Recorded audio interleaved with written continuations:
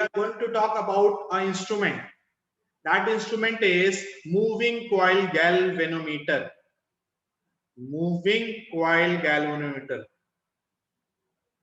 Moving coil galvanometer. अब देखिए galvanometer का काम क्या होता है, ये पहले बता चुका हूं. Galvanometer is used to measure or detect very small amount of current. Galvanometer is used to measure or detect very small amount of current. बोलिए कोई प्रॉब्लम? हाँ, ये जो प्रिंसिपल है, ये प्रिंसिपल इसी प्रिंसिपल पे वर्क करता है. किस प्रिंसिपल पे? If a coil is placed in a magnetic field it will experience a torque. If a coil is placed in a magnetic field, it will experience a torque. बात आवाज आ रही है ना मेरी साफ साफ? Yes sir. अब यहाँ पे देखो इसका कंस्ट्रक्शन कैसा होता है, बता देता हूं. मूविंग कॉइल गैल्वेनोमीटर ऐसा रखते हैं हम लोग. एक मैग्नेट यहाँ पे रखा नॉर्थ, यहाँ पे कहीं रखा है साउथ. मैं अब यहाँ पे आपको मालूम है कि अगर ये मैग्नेट क्या है नॉर्थ टू साउथ, तो क्या इसमें मैग्नेटिक फील्ड होगा नॉर्थ टू साउथ? होगा या नहीं होगा? Yes sir. Yes sir. Outside the magnet होता है नॉर्थ टू साउथ. तो यहाँ पे जो मैग्नेटिक फील्ड होगा वो कुछ ऐसा होगा, यहां से ऐसे जाएगा, यहां से परपेंडिकुलर आता है, हमेशा सरफेस के परपेंडिकुलर आता है. तो यहाँ पे ऐसे मैग्नेटिक फील्ड लाइंस बनी रहेंगी. अब ये मैग्नेटिक फील्ड लाइंस हैं. अब इसमें जो मैग्नेटिक फील्ड लाइंस है वो स्ट्रेट तो है, लेकिन वो क्या हो रही है, स्ट्रेट है, पैरेलल स्पेसिंग भी सही है, लेकिन वो एक तरह से आप कहोगे एक्सियल डायरेक्शन में किसी एक पॉइंट पे मिल रही है. यहाँ पे मैग्नेट अगर स्ट्रेट रहता, कैसे, अगर आप नॉर्थ स्ट्रेट बनाते, साउथ स्ट्रेट बनाते, तो बोल देते डायरेक्ट ऐसे बनेगी मैग्नेटिक फील्ड. नहीं, इसमें ऐसे नहीं बनाया जाता है, इसमें ऐसे बनाया जाता है जिससे कि ये जो मैग्नेटिक फील्ड का जो डायरेक्शन आए, मैग्नेटिक फील्ड जो आए बेटा, वो हमेशा क्या हो, परपेंडिकुलर आए कॉइल के एरिया से. सुनना क्या होता है, सुनना कैसे वर्क करता है. जैसे कि ये जगह है, मैग्नेटिक फील्ड है हमारे पास, देखिए यहां पे रखते हैं हम लोग कॉइल, हम यहां पे रखते हैं बीच में कॉइल, ठीक है. अब इसी कॉइल के अंदर हमें करंट मेजर करना है, हमें करंट मेजर करना है. इस कॉइल के अंदर हम लोग यहां से करंट लाते हैं, करंट लाते हैं. Suppose this current is I, और इसी कॉइल के साथ हम इसको कनेक्ट कर देते हैं. एक यहां पे हमारा, रुको, यस, ये हमारा यहां से हमारा कनेक्ट होगा ये कॉइल, ये एरो, ये जो एरो है यही डिफ्लेक्शन दिखाएगा. यहाँ पे वैल्यूज लिखे होंगे 1 2 3 4 5, तो ये घूमेगा और घूम के बता देगा कि कितना करंट फ्लो हो रहा है. कैसे घूमेगा, अब उसकी ध्यान देना. करंट फ्लो हुआ इस डायरेक्शन में, ऐसे करंट फ्लो हुआ ऐसे, तो करंट फ्लो हुआ इस लाइन, इसमें करंट फ्लो हो रहा है क्लॉकवाइज डायरेक्शन में. तो आपको दिखेगा इधर साउथ पोल और पीछे दिखेगा नॉर्थ पोल.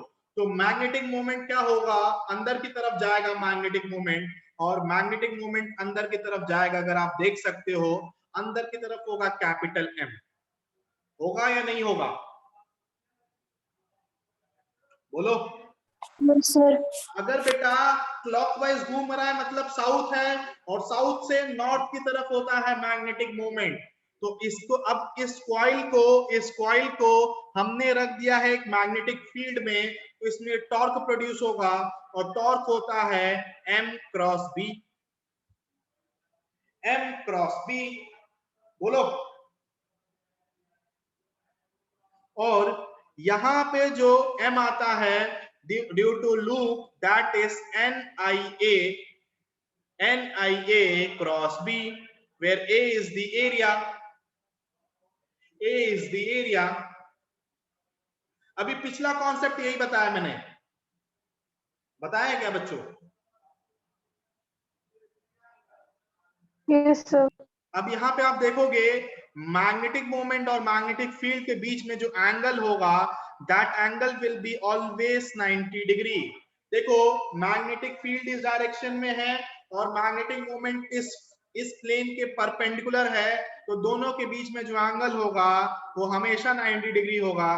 तो जो टॉर्क प्रोड्यूस होगा that will B NIA into B।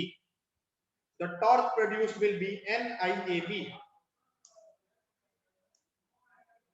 Okay बोलो। अब बेटा क्या होगा, इस टॉर्क प्रोड्यूस मतलब, टॉर्क मतलब होता है कोई चीज, टॉर्क मतलब कोई चीज घूमने लगती है। तो जैसे ही टॉर्क प्रोड्यूस होगा तो ये जो क्या है, हमने ये एरो बना रखा है, इट विल डिफ्लेक्ट, ये इधर से इधर डिफ्लेक्ट होगा। जितना ज्यादा करंट फ्लो होगा उतना ज्यादा इसके अंदर डिफ्लेक्शन आएगा, और जितना डिफ्लेक्शन आएगा आपको करंट मालूम चल जाएगा। आगे बात समझ में? तो ये कहता है, क्या कहता है, जितना ज्यादा टॉर्क होगा उतना ज्यादा थीटा होगा। थीटा क्या है, डिफ्लेक्शन। एंगुलर आप देख सकते हो, थीटा मतलब कि ये वाली जो सुई है ये कितना घूमेगी, ये थीटा मतलब ये कितना घूमेगी। जितना ज्यादा टॉर्क होगा उतना ज्यादा घूमेगी। आगे बात समझ में? नाउ अब मैं इस यहाँ पे इसको हटाने के लिए, प्रोपोर्शनलिटी साइन हटाने के लिए एक कांस्टेंट यूज करेंगे, that torque is equals to C theta. What is C? This C is torsional constant. Torsional constant, this C is torsional constant. Note करते रहना बेटा।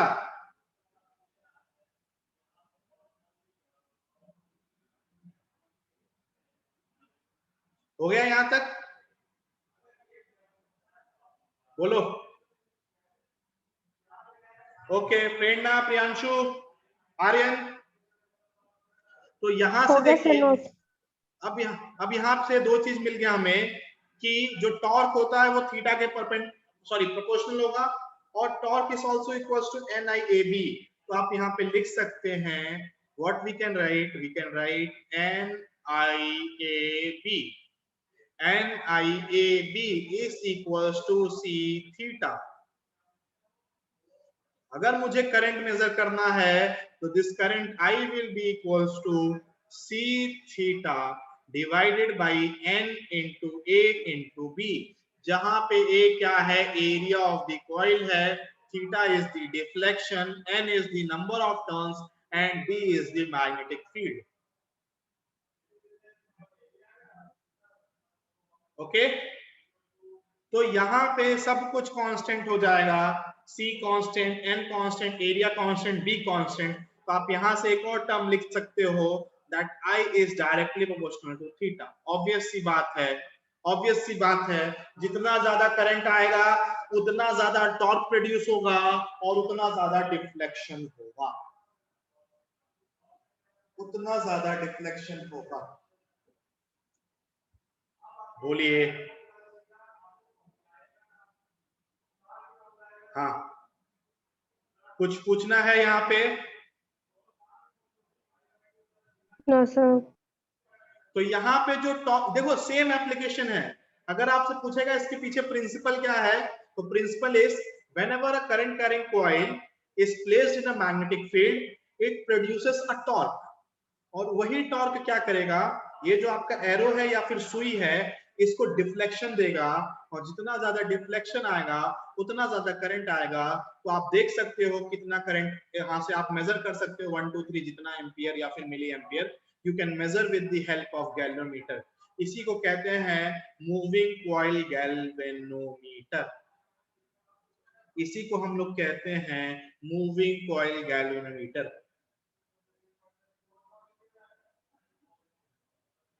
ठीक है, अब दो टर्म आते हैं हमारे लिए, एक करंट सेंसिटिविटी और दूसरा होता है voltage sensitivity.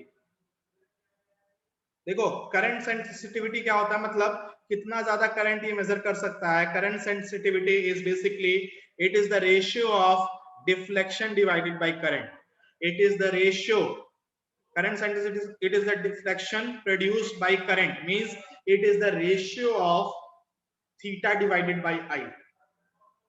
It is the ratio of theta divided by I. ठीक है, मतलब करंट सेंसिटिविटी मतलब बताएगा कि करंट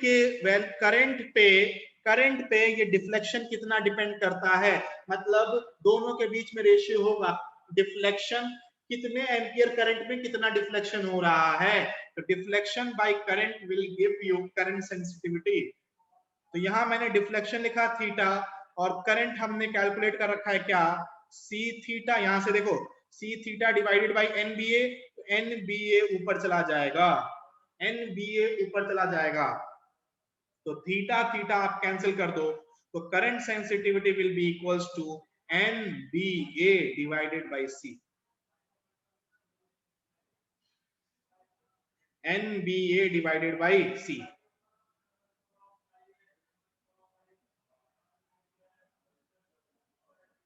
ओके,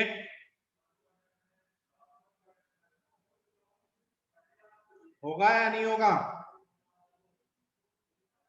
Yes, sir. बोलो, अगर आपसे इसका कोई यूनिट पूछे, करंट सेंसिटिविटी का यूनिट क्या होगा, ये थीटा क्या है, डिफ्लेक्शन, एंगुलर डिफ्लेक्शन, तो थीटा का जो यूनिट होगा वो रेडियन होगा और करंट का जो यूनिट होगा वो एम्पियर होगा, तो इसका जो ऐसा यूनिट या फिर किस यूनिट में रिप्रेजेंट करेंगे करंट सेंसिटिविटी को, दैट विल बी रेडियन पर एम्पियर, रेडियन पर एम्पियर।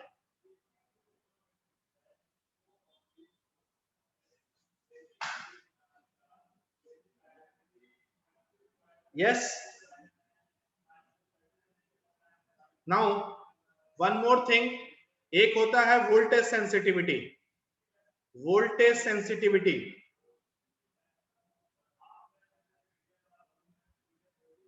नाउ वोल्टेज सेंसिटिविटी, जिस तरह करंट सेंसिटिविटी क्या होता है, करंट सेंसिटिविटी मतलब हुआ कि how deflection is dependent on current, तो यहां बताएंगे how deflection is dependent on voltage, बस कोई भी चेंज नहीं है दोनों में, वहां थीटा बाई आई था, यहाँ थीटा अपॉन वी है, थीटा अपॉन वी है, ठीक है, तो मॉडिफाई कर लो, थीटा अपॉन वी, वी की जगह आप लगा सकते हो v is equals to IR, where R is the resistance of the this galvanometer, और I की जगह फिर से वो वैल्यू रख दो, theta divided by R, I की जगह क्या रख सकते हैं हम लोग, I की जगह रख सकते हैं c theta divided by NBA, ऊपर चला गया तो क्या कैंसिल हो जाएगा, कैंसिल हो जाएगा थीटा थीटा, तो यहां से अगर आपको वोल्टेज सेंसिटिविटी निकालना है तो that will B NBA, that will be NBA divided by RC, R जहां पे रेजिस्टेंस है और C आपका क्या है, टॉर्सनल कांस्टेंट, और अगर इसका आपका क्या पूछेगा इसका यूनिट, तो ये थीटा अपॉन वोल्टेज है, that will B radian upon volt, radian पर वोल्ट, रेडियन पर वोल्ट। आगे बात समझ में, बोलो। Yes, sir. क्या ये क्लियर हो गया voltage sensitivity? Yes, sir. Voltage sensitivity, current Yes, sir. Sensitivity कुछ भी नहीं है, और आपको मालूम है यहाँ पे टॉर्क ऑलरेडी लिखते हो आप NBA, NBA लिखते हो, और यहाँ पे जो टॉर्क होगा that will be equals to C theta, बस दोनों को बराबर कर देना बेटा, जितना ज्यादा टॉर्क होगा उतना ज्यादा डिफ्लेक्शन होगा, अगर आपको ये मालूम है, ये मालूम है, दोनों को इक्वल कर दो, काम खत्म, दोनों को इक्वल कर दो, काम खत्म, ठीक है, बोलो यस और no. Yes, sir. Yes, So sir. this moving coil galvanometer is very important for your board exam. अगर आपके बोर्ड एग्जाम्स हुए ना बेटा तो ये जरूर आएगा, अगर आपके 12th के बोर्ड एग्जाम हुए तो ये जरूर आएगा, ठीक है, ये है इसका प्रिंसिपल, ये फिगर है, वर्किंग है, ये एडवांटेजेस और डिसएडवांटेजेस पढ़ लेना यार खुद से, you can read this advantages and disadvantages, okay? Yes, sir. Next क्या है अपने पास, नेक्स्ट अब कल करेंगे बेटा। आज हम लोग कंप्लीट किए हैं moving coil galvanometer. So we have completed till moving coil galvanometer.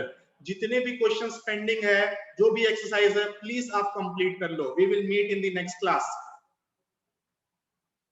Okay, have a good day.